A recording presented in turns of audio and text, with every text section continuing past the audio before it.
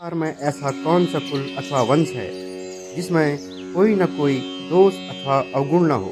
प्रत्येक व्यक्ति को किसी न किसी रोग का सामना करना ही पड़ता है। ऐसा मनुष्य कौन सा है जिसमें व्यसनों में पड़कर कष्ट न झेला हो और सदा सुखी रहने वाला व्यक्ति भी कठिनता से ही प्राप्त होता है, क्योंकि प्रत्येक के जीवन में कभी न कभी कष्ट अथवा संकट उठाने का अवसर आ ही जाता है। जहाँ मूर्ख लोगों की पूजा नहीं होती, जहाँ अन्न आदि काफ़ी मात्रा में इकट्ठा रहते हैं, जहाँ पति पत्नी में किसी प्रकार का कलह लड़ाई झगड़ा नहीं होते, ऐसे स्थान पर लक्ष्मी स्वयं आकर निवास करने लगती है। आचार्य चाणक्य ने यह बात ठीक ही कही है कि संभवतः कोई बिरला ही वंश अथवा कुल ऐसा हो जिसमें किसी न किसी प्रकार का दोष और सभी व्यक्ति कभी न कभी किसी रोग से पीड़ित होते हैं। जो मनुष्य किसी बुरी लत में पड़ जाता है अथवा किसी बुरे काम करने की आदत पड़ जाती है, उसे भी दुख उठाने ही पड़ते हैं। संभवतः संसार में ऐसा कोई व्यक्ति नहीं जिसमें सदा सुख ही मिलता रहे, और भी कई प्रकार के छोटे छोटे संकट आ सकते हैं। अर्थात कोई मनुष्य पूर्ण नहीं है। मनुष्य के व्यवहार से उसके कुल का ज्ञान होता है। मनुष्य की बोलचाल से इस बात का पता चलता है कि वह कहाँ का रहने वाला है। वह जिस प्रकार का मान सम्मान किसी को देता है, उससे उसका प्रेम प्रकट होता है, और किसी के शरीर को देखकर उसके भोजन की मात्रा प्रकट होती है। अर्थात यह पता चलता है कि वह कितना खाता है। मनुष्य जिस प्रकार का व्यवहार करता है, उससे उसके कुल का भली भांति ज्ञान हो जाता है। इसी प्रकार मनुष्य की भाषा और बोलचाल से उसके प्रदेश अथवा देश और रहने के स्थान का पता चलता है। मनुष्य जिस प्रकार का किसी के प्रति आदर प्रकट करता है, उससे यह स्पष्ट हो जाता है कि उसके स्वभाव कैसा है।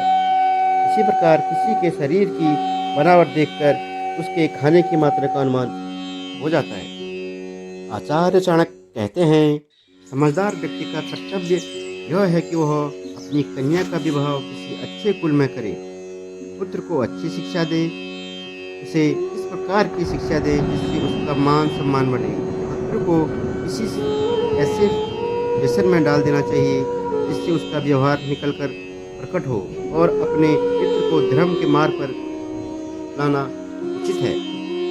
प्रत्येक माता पिता का कर्तव्य है कि अपनी पुत्री का विवाह किसी अच्छे परिवार में ही करे। उन्हें चाहिए कि वह अपनी संतान को विद्वान बनाए। शत्रु के संबंध में व्यसन की बात चाणक्य इस प्रकार से कहते हैं, आज भी देखने में आता है कि बहुत से पड़ोसी देश अपने विकास में लगे हुए हैं।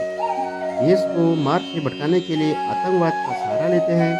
वहाँ के लोगों का धन लालच पैदा करके उसमें आतंकवाद अथवा नशीले पदार्थों के व्यापार में लगाने का प्रयत्न करते हैं, जबकि आज पहले जैसी परिस्थितियाँ नहीं रही। आपस में युद्धों की नौबत बहुत ही कम हो गई है।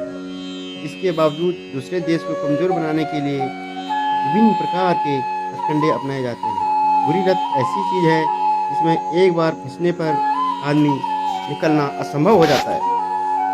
आचार्य चाणक्य कहते हैं, दुष्ट व्यक्ति और सांप, इन दोनों में से किसी एक का चुनाव करना हो तो दुष्ट व्यक्ति की अपेक्षा सांप को चुनना ठीक रहेगा, क्योंकि सांप समय आने पर ही काटेगा, जबकि दुष्ट व्यक्ति हर समय हानि पहुंचाता रहेगा।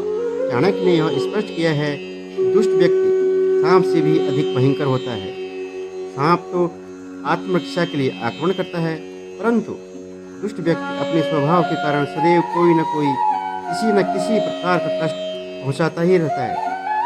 इस प्रकार दुष्ट व्यक्ति घातक होता है। आचार्य चाणक्य कहते हैं, राजा लोग अच्छे कुलीन व्यक्ति को अपने पास इसलिए रखते हैं कि वे राजा की उन्नति के समय और उसके ऐश्वर्य समाप्त हो जाने पर तथा विपत्ति के समय भी उसका साथ न छोड़े।